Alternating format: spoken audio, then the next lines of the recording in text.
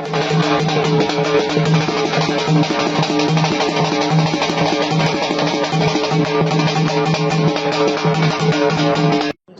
धाक नाहीये का? स्थानिकचं सरकार राज्यामध्ये सरकार आमचं आहे, केंद्रात आमचं आहे. धाक नाही. महानगरपालिकेची सत्ता काँग्रेसची, आमदार काँग्रेसचा, निधी काँग्रेस देत नाही. त्यांचा फॉलोअप आहे का यामध्ये?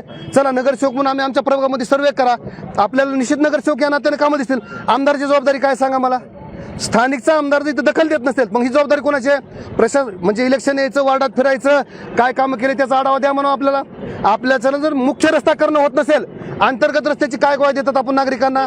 आम्ही नगरसेवक म्हणून जीवतोड काम करायचं, प्रभागात फिरायचं आणि पुन्हा या रोडचं बी आपण बघायचं. ही जबाबदारी थोडी बी आमदाराची नाही का? जरी सत्ता आपली असली त्यांनी काम मागून घ्यायचं नाही का? मंत्रिमंडळाकडे मागणी कोण करायची, सरकारकडे मागणी कोण करायची? स्थानिकच्या आमदाराचा अधिकार नाही का? मला ह्यासाठी 5 कोटी द्या, 10 कोटी द्या, 100 कोटी द्या म्हणायचं? ते मागणी तरी दाखवा आपण केली का आपण यांनी.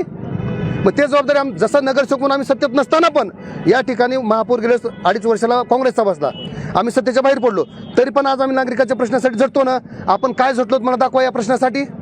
पण ज्यावेळेस तुम्ही इथं भाजपची तुमची सत्ता होती महापालिकेत, त्यावेळेस सुद्धा या रस्त्याची अशी दुरावस्था होती. मी काय म्हणतोय, तुमची सत्ता असून सुद्धा सत्ता असून नगरपालिका जेव्हा ताब्यात आली, नगरपालिका नगरसेवकाची ताकद किती असते आपण सांगा? आमदार एवढी ताकद असते का?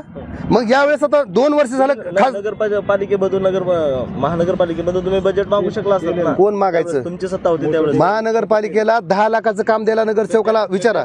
पालकमंत्री आहेत, बांधकाम विभागाचे हो आहेत ना. तरी आम्ही पालकमंत्र्याकडे नगरपालिका प्रशासनाकडे मागणी करत आहेत, पण आमचं म्हणणं आहे की इथल्या स्थानिकच्या आमदाराचं काय रोल नाही का यामध्ये?